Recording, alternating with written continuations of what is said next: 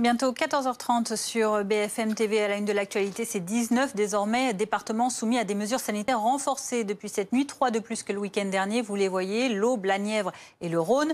Et avec le beau temps de retour ces jours-ci, comment les Français s'adaptent-ils à ces nouvelles contraintes? Thomas Herman et Alizé Boissin sont allés leur poser la question du côté de Lyon. Même si elles ne nous amusent pas, les uns comme les autres, on les comprend et de toute façon il faut faire avec. Donc il vaut mieux le prendre le mieux qu'on peut. On aurait préféré un confinement, c'est vrai, plus strict et plus court et puis plus rapide, quoi. Mais là, je pense qu'on va rester comme ça pendant longtemps. En soi, là, confinement, on peut toujours sortir sans attestation, sans limite de temps surtout. Donc, ouais, on ne sent pas trop la différence, à part que voilà, on ne peut pas aller dans des maisons si on en a à plus de 10 km. Et dans ces 19 départements donc concernés par ces mesures, tout ce week-end, les contrôles sont renforcés dans les gares, les aéroports, les péages pour faire respecter les mesures en vigueur. Plus de 90 000 policiers et gendarmes seront mobilisés.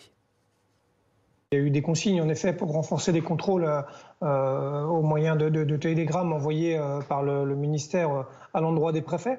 Ensuite, évidemment, ça découle dans les services, avec forcément une demande de présence accrue pour le contrôle sur les grands axes et éventuellement à l'approche des limites de région, etc. C'est avant tout de la pédagogie, avant tout du discernement. Et évidemment, il faut faire confiance au sens policier des agents sur le terrain pour verbaliser les plus récalcitrants ou ceux qui voudraient vraiment frauder et qui ne sont pas de bonne foi.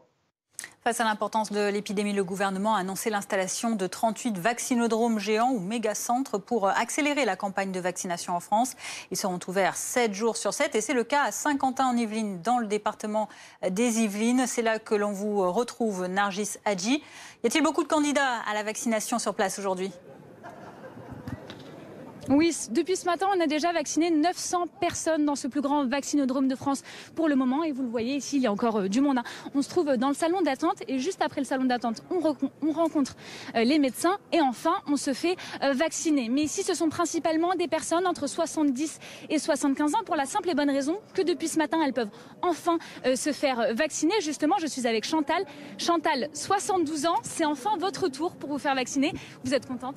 Ah, ravi. On va pouvoir enfin s'occuper de nos petits-enfants, les tenir dans les bras, pouvoir sortir avec des amis, même boire un petit coup, quelque chose, sans être les uns à côté des autres, en respectant toutes les barrières, mais bon, enfin voir du monde quand même. Est-ce que c'était un petit peu frustrant d'être dans cette tranche d'âge et de ne pas pouvoir vous faire vacciner ?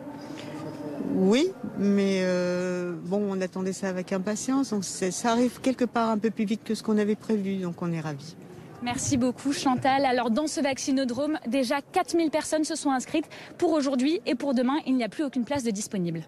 Merci beaucoup Nargis Hadji, donc à Saint-Quentin-en-Yvelines pour BFM TV. Puis ces images, dans ce contexte sanitaire de plus en plus difficile, vous le savez, les professionnels de la culture veulent continuer d'alerter sur leur situation alors que les théâtres, cinémas et salles de spectacle sont toujours fermés. Le monde de la culture est rassemblé cet après-midi devant le théâtre de l'Odéon à Paris, occupé depuis le 4 mars. Manifestation déclarée en préfecture, autorisée dans le respect des gestes barrières. C'est un concert, regardez, qui est organisé finalement.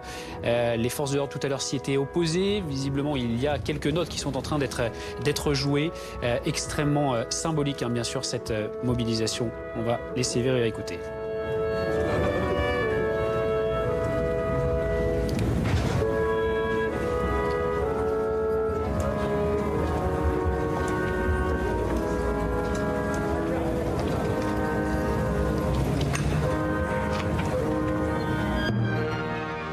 Voilà pour ces images en direct devant le théâtre de l'Odéon à Paris, du monde de la culture qui reste mobilisé pour alerter sur sa situation. Pas facile évidemment de se plier à ces contraintes de plus en plus strictes.